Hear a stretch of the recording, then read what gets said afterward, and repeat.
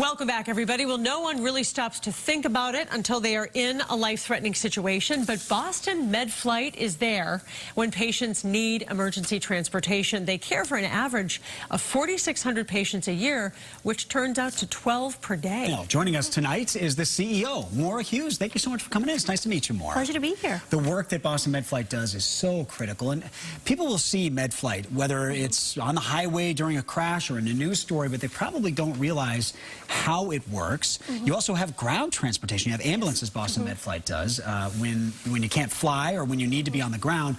How does this get paid for? I think a lot of people see this and they wonder, how does this work? So we're actually a nonprofit organization, and so that's our mission, to take care of sick patients. So we transport patients whether they have insurance or not.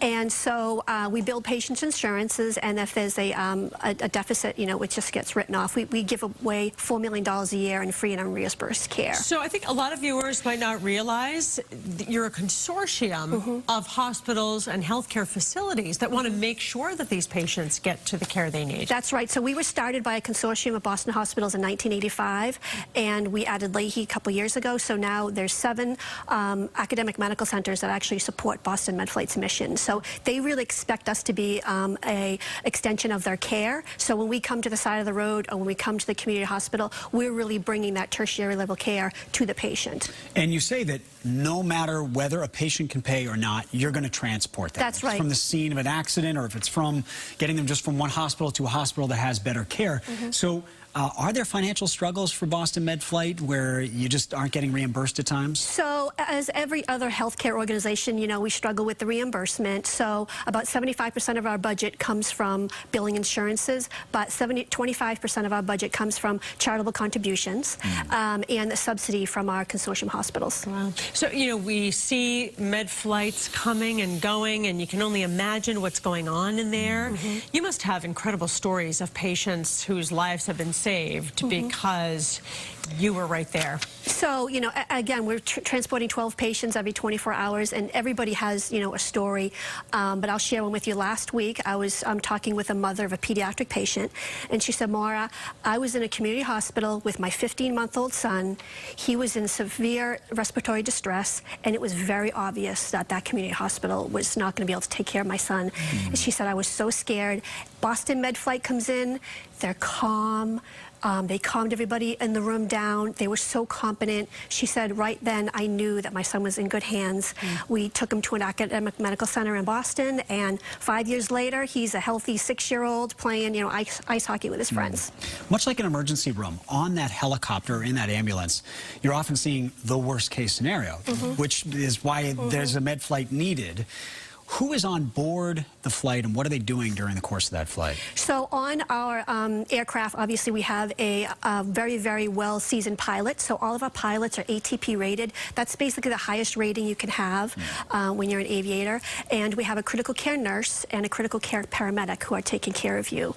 And these folks come to us with many, many, many years of experience, and even every year just to keep their skills current, because they have to take care of everything.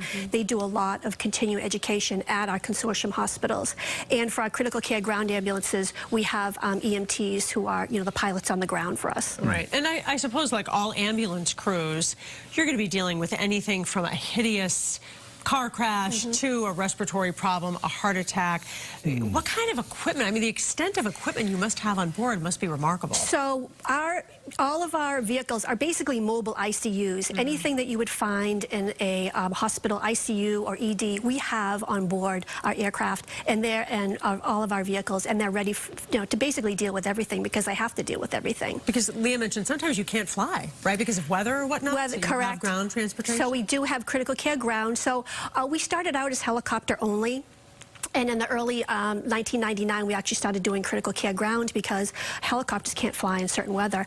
But then as we evolved over the years, we realized that the helicopters really should only be used for time-sensitive patients. So the helicopters are used for, you know, heart attacks, strokes, trauma victims, or geographically isolated, so the islands, if you will. And ground is really used for everything else. You are looking for top staff. Obviously, you're saying critical care nurses, critical care paramedics. That requires an extra level of training. Is it tough to find staff? Because in Boston, there are so many great hospitals, so many places where talented people can go. I'll tell you, next to the financial challenges, one of our big challenges is finding great staff. And, you know, we're always hiring. So if anyone is considering health care as a position, they should definitely be calling us. Anyone in particular field you're looking for? So we're more than looking others? for nurses, paramedics, pilots, you know, maintenance technicians, comtechs, admin folks. We need them all. And you say there are always financial struggles. Where can people go if they want to help out Boston MedFlight? So check us out, bostonmedflight.org. Follow us on Facebook and Twitter, and you can learn more about Boston MedFlight.